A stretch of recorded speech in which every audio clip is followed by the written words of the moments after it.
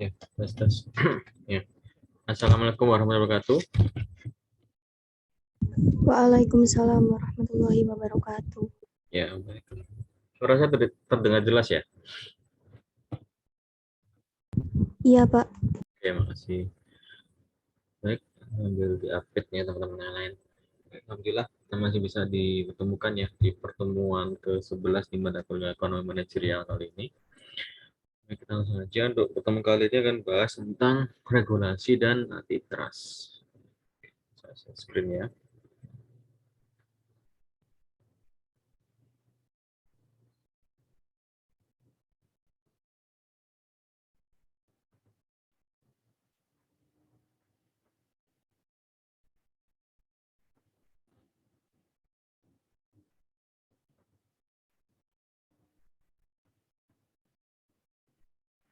Di layar apakah sudah terlihat materinya, teman-teman? Sudah, Pak. Oke, makasih. Mulai ya, bismillahirrahmanirrahim. Regulasi dan antitrust, khususnya yang saya bahas di sini adalah tentang peran government ya, peran pemerintah dalam perekonomian. Oke. Jadi menurut teori yang dulu, yang lama atau tradisional, regulasi ini dilakukan ya, peraturan ini dilakukan untuk memastikan ya bahwa sistem ekonomi itu bergerak dengan cara yang konsisten, yang searah demi kepentingan publik, ya, dan untuk mengatasi kegagalan di pasar. Di pemerintah ini objeknya ke publik ya, pergerakannya. Data lain menyebutkan bahwa regulasi muncul karena adanya tekanan kepada pemerintah dari pihak pengusaha, pihak eksternal ya, pihak pengusaha, terus konsumen, terus kelompok lingkungan, dan menghasilkan peraturan yang mendukung kalangan bisnis untuk melindungi konsumen, pekerja, dan lingkungan. Kita untuk melindungi dunia usaha juga.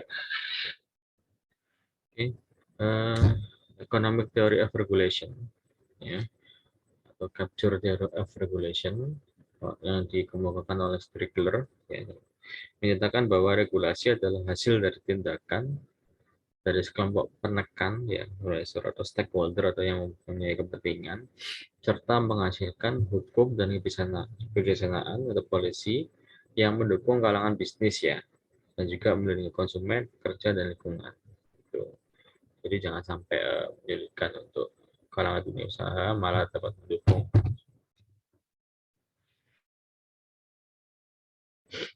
Untuk kajian regulasi itu sendiri dititikkan pada melindungi perusahaan dari persaingan atau kompetisi, lalu untuk melindungi konsumen dari praktik yang nggak adil, ya, agar bisa tetap searah, terus melindungi dari pekerja dari kondisi kerja yang berbahaya, ya, berhubungan dengan kesehatan dan keselamatan kerja, dan lingkungan dari polusi dan kerusakan, ya, dengan alam khususnya. Oke, terus poin pertama yang dibahas di sini adalah regulasi pemerintah untuk mendukung kalangan bisnis, konsumen, pekerja, dan lingkungan. Regulasi pemerintah yang membatasi persaingan. Ya.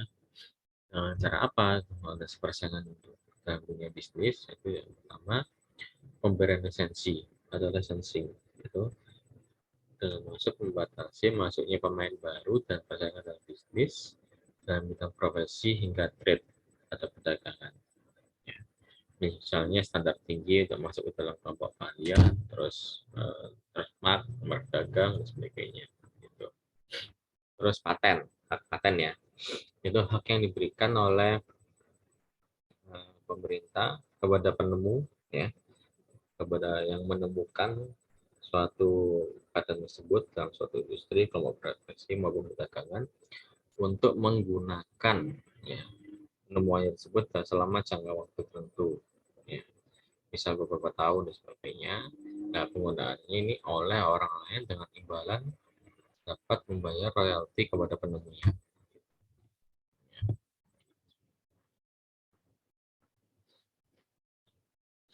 Nah, dari tujuan bisnis sekarang juga pemerintah melindungi konsumen, pekerja, dan lingkungan.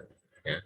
Jadi pemerintah dalam ini campur tangannya dalam perekonomian untuk melindungi konsumen, buruh, dan kondisi kerja dengan cara yang pertama, salah satunya Ini mengharuskan pemberian informasi yang benar dan melarang misinterpretasi data produk. Ya. Jadi informasi terhadap produk yang diproduksi itu harus benar dan jangan sampai terjadi misinterpretasi. Ya. Terus yang kedua, mengharuskan pihak pemberi pinjaman memberikan syarat yang lengkap kepada yang akan meminjam yang akan dituangkan dalam surat perjanjian atau MOU ya. Nah, ini contohnya aja Consumer Protection Act. Yang ketiga, melindungi konsumen dari risiko atau kecelakaan karena menggunakan produk tertentu. Ya. Karena apalagi produk yang bisa membahayakan, maka harus dilindungi juga ya dari konsumen. Terus yang B ini hukum melindungi pekerja, yang melindungi pekerja antara lain untuk regulasinya. Yang pertama, Occupational Safety and Health Administration atau OSHA. Ya, di suatu manufaktur ini biasanya dari farmasi ya biasanya yang melindungi dari bahaya gas, kimia dan bahan lainnya. Terus yang kedua, Equal Employment Opportunity Commission atau EEOC, yaitu perlindungan terhadap perekrutan dan pemencatan pekerja. Itu ada divisinya, biasanya di luar negeri ya. Kalau di sini SPSI, itu yang berperan. Terus yang ketiga, ada hukum upah minimum, ya yang sekarang ini banyak ditemukan ya, tentang UMR, UMK. Terus yang C ini perlindungan atas polusi dan kerusakan lingkungan atau Environmental Protection Agency, EPA, ya, Environmental Protection Agency. Ini sudah lama diteruskan tahun 70. Oke, setelah itu, nah, eksternalitas dan regulasi, ya. Eksternalitas ini yaitu produksi dan konsumsi yang menimbulkan efek samping yang merugikan yang diproduksi oleh suatu perusahaan ini atau menguntungkan, nah, yang disebabkan oleh perusahaan atau orang yang tidak secara langsung terlibat dalam produksi dan konsumsi tersebut. Ini terkait dengan ini ya, pencatatan produk expired date misalnya di produk-produk untuk retail konsumen dan sebagainya. Terus kebijakan mengatasi eksternalitas ini yang pertama dengan pajak atau pemberian subsidi. Ya. Terus yang kedua dengan pembayaran sukarela dari perusahaan. Terus yang ketiga penjualan izin produksi oleh pemerintah. Gitu ya. Sekarang kita ke regulasi fasilitas umum. Ada public utilities. Ya. Ada yang namanya monopoli alamiah. Ya. Perusahaan monopoli secara alami yang nggak ditentukan sebelumnya. Itu biasanya terjadi dalam fasilitas umum di mana satu perusahaan saja sudah cukup mensuplai seluruh pasar secara efisien. Ya. Misalkan di perusahaan listrik ada PLN, terus sama gas, terus PDAM ada air, sebagainya. Terus kesulitan regulasi fasilitas umum ini terutama karena yang pertama, sulit menentukan nilai investasi atau penggantinya, ya, produk pengganti atau substitusi. Terus yang kedua, seringnya terjadi inefisiensi terutama bila tarif terlalu tinggi. Ya, jadi banyak yang melakukan investasi padat modal yang enggak efisien, terus tarif rendah kurang melakukan investasi dan sebagainya. Gitu. Ya karena sebenarnya sudah dikuasai oleh misalkan dikuasai negara, maka swasta nggak bisa bermain cukup ketat bisa di dalamnya. Terus yang ketiga, waktu penyesuaian tarif lama karena memerlukan pembahasan, kecuali jika menggunakan penyesuaian tarif secara otomatis. Jadi seluruh tarif dari segi perusahaannya ya. Oke, nah kalau antitrust itu sendiri ya, itu sendiri adalah regulasi pemerintah atas struktur pasar dan perilaku bisnis. Jadi konsepnya gini ya. Jadi antitrust itu aturan pemerintah atas struktur pasar yang ada dan perilaku dari dunia bisnis. Di akhir abad ke-19, terjadi konsentrasi kekuatan ekonomi di Amerika dalam bentuk trust. Ya, ini yang mengawali pertamanya. Nah, saya ambil contoh di Indonesia karena USA adalah yang mengawali pertama kalinya. Yaitu hak trust, yaitu hak untuk memberikan suara dari saham kepada perusahaan dalam suatu industri di pasar oligopolistik yang pernah kali pelajari sebelumnya, yang dibedakan ke dalam sebuah trust hukum yang mengelola perusahaan tersebut sebagai sebuah kartel. Ya, kumpulan dari sebuah perusahaan, kartel itu kumpulan dari sebuah perusahaan ya, untuk membentuk suatu aliansi hukum, terus membatasi output, mengenakan harga monopoli dan memperoleh lapas secara monopoli. Misalkan tabako trust ya, untuk juga rokok dan sebagainya. Nah, barang publik atas konsentrasi ekonomi tersebut ya yang sebelumnya dan berbagai pelanggaran terjadi mencetuskan dirumuskannya hukum antitrust ya. Jadi karena adanya pengasihan masalah trust dari awal ini 1890, maka dibentuklah suatu hukum antitrust dalam regulasi aturan pemerintah atas struktur pasar dan perilaku bisnis ya untuk mengawasinya, yang dimulai dari yang pertama antitrustnya antitrust dari Sherman Act ya tahun 1890. Itu undang-undang antitrust federal yang pertama yang menyatakan bahwa trust dalam bentuk membatasi perdagangan dan monopoli adalah melanggar hukum ya, suatu tindak kriminal. Kedua, Clayton Act ini pada tahun 1914 itu undang-undang yang menyatakan 4 jenis persaingan yang nggak adil dan melanggar hukum, tentang diskriminasi harga yang berbeda, terus kontrak eksklusif, terus pembelian saham antar perusahaan dan transaksi yang merangkap. Itu diterbitkan di Clayton Act ini. Terus ada namanya Federal Trade Commission, itu undang-undang yang menyatakan bahwa persaingan nggak sehat dan melanggar hukum secara umum ya. Kelanjutan dari Clayton Act. Terus adanya Robinson-Paxman Act ini tahun 36, yaitu undang-undang yang menjual pada harga terlalu rendah dengan tujuan merusak persaingan. Ya. Jadi nggak ada persaingan lagi karena persaingan akan rusak jika salah satunya terlalu rendah atau terlalu tinggi harganya. Terus ada namanya Wheeler-Lea Act ya, ada tahun 38. Itu undang-undang yang melarang penayangan iklan yang salah dan menyesatkan. Tujuannya itu melindungi konsumen dari penayangan iklan yang bohong dan menyesatkan. Gitu ya. Jadi persuasifnya di sini persuasif yang kelewatan ya, suatu video iklan dari satu perusahaan. Terus setelah itu ada Cheller-Power Anti-Merger tahun 50, yaitu undang-undang yang melarang pembelian saham perusahaan pesaing jika pembelian tersebut secara nyata mengurangi persaingan. Itu dengan cara membeli sahamnya, mengurangi persaingannya. Jadi undang-undang ini melarang setiap jenis merger horizontal, misalnya di perusahaan bisnis. Oke, nah terus penegakan hukum antitrust dan gerakan deregulasi ini, yaitu penegakan hukum antitrust di beberapa negara, ya, khususnya sebagai ambil contoh di Amerika, USA, beberapa pengetahuan umum menilai undang-undang antitrust USA seringkali bersifat luas, terus banyak interpretasi berdasarkan analisa ekonomi yang sering diberikan dalam penegakan hukum antitrust itu sendiri.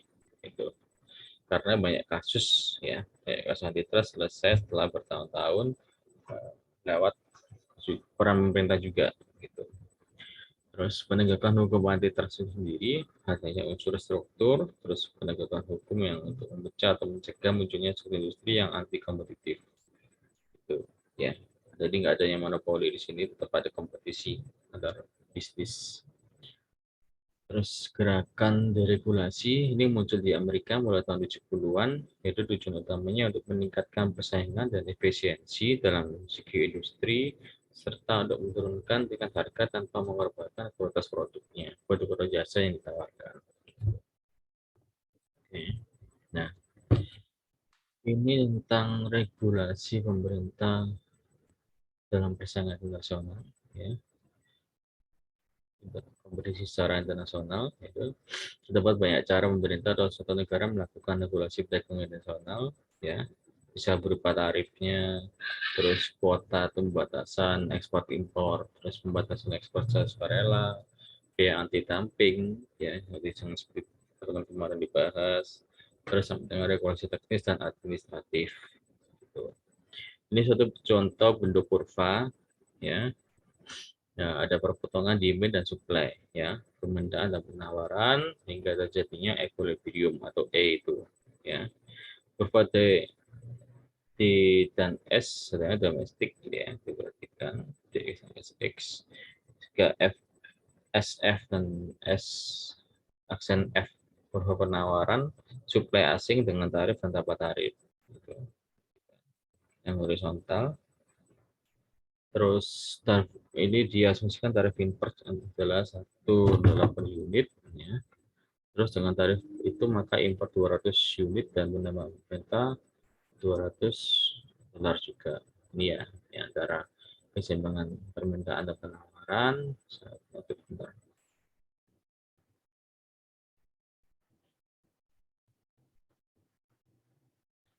Semangat permintaan dan penawaran. Ini intinya perpotongan garisnya akan menghasilkan suatu keseimbangan pasar. Ya, ini suatu bentuk garis horizontal SHF dan SXNF ini suatu penawaran asing. Ya, terus dengan adanya itu maka ini pendapatan yang akan diperoleh dari awal 200 dolar sampai dengan 600 dolar ini tergantung pada permintaan. Jika 600 dolar ini tergantung pada permintaan yang semakin dekat untuk diimpor ya. Oke, setelah itu ya materi kali ini singkat dulu ya materinya, soalnya membahas tentang dari sisi pemerintah aja. Ini ada rekan ada didiskusikan materi kali ini. Pak, izin bertanya. Silakan, Mbak. Yang di slide 3 tadi kan ada standar tinggi untuk masuk ke dalam kelompok keahlian. Standar tinggi itu ya.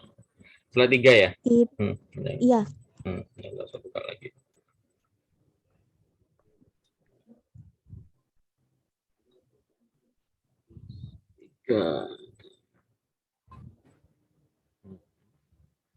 Yang ini, Mbak.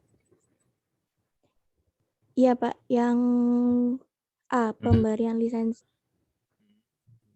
Itu Ya, kan standar tinggi untuk standar tinggi untuk masuk ke dalam kelompok keahlian. Standar tinggi itu tuh ditentukan oleh siapa, Pak? Dilakukan oleh, maksudnya subjeknya itu. Subjek juga standar tingginya tuh ditentukan oleh siapa? Apakah terbentuk secara alamiah atau ada pihak-pihak lain yang menentukan gitu? Jadi ini masalah pemberi lisensi ini itu standarnya kalau dalam hal keahlian dan merek dagang dan sebagainya untuk dapat mendapatkan hak lisensi itu ditentukan oleh perannya dulu ada regulasi atau kriteria dari pemerintahnya, Pak. Itu dari bersama antara dinas perindustrian dan perdagangan dan pihak tentu ya seperti Kadin dan sebagainya gitu. Jadi sudah ada regulasinya sendiri. Makasih, Pak. Iya, oke.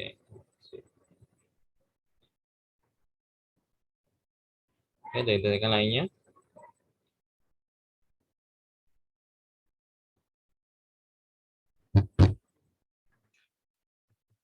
Jangan lupa absen ya teman-teman ya di learning ya. Iya, Pak.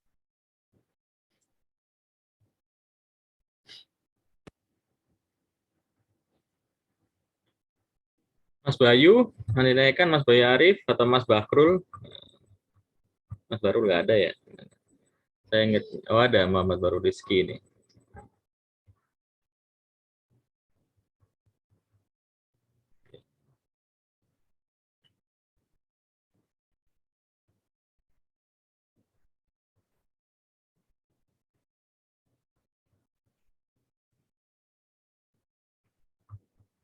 Selamat teman-teman kalau ada akan berdiskusikan lagi.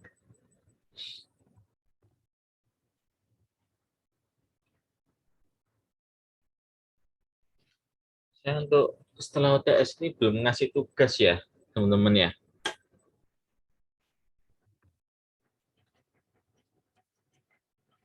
Iya, Pak. Oke, oh ini muncul ini Bahrul. Ya, Mas. Ya nanti di pertemuan berikutnya aja ya tugasnya ya. Jangan kelompokan lagi, Pak. Oh, enggak individu aja. Kenapa Mas kalau kelompokan Mas? Single factor Gerget, ya? Pak. Ya, ya. Saya paling kelas ini Mas Baru sama Mas Bayu soalnya. Gitu ya. Oke. Sesinya ya teman-teman ya. Nanti jangan lupa nanti kalau udah tutup malah ini nggak bisa absen.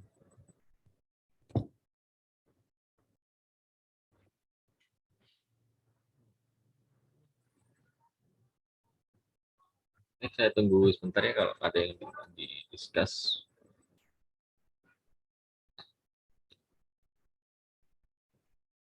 Nanti pertemuan berikutnya materinya lebih panjang ya teman-teman ya.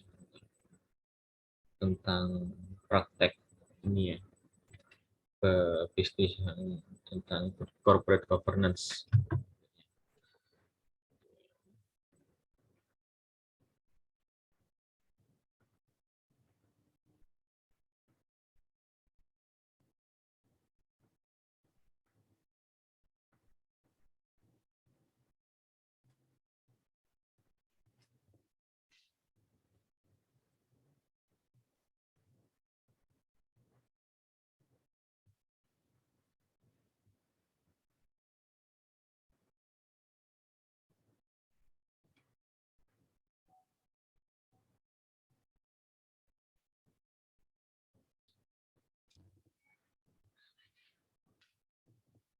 Nah, silakan.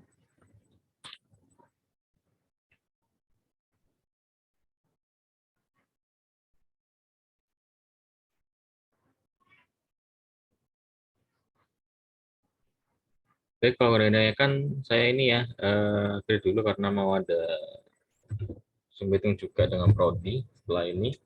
Kalau ada kan nanti disimpan buat pertemuan minggu depan ya, teman-teman ya. Oke.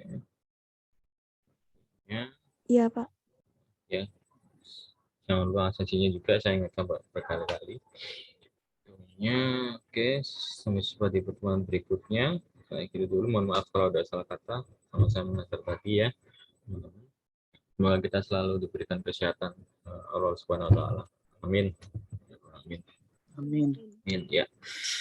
Saya akhiri wabillahi taufiq wal hidayah. Wassalamualaikum warahmatullahi wabarakatuh. Waalaikumsalam warahmatullahi wabarakatuh. Terima kasih.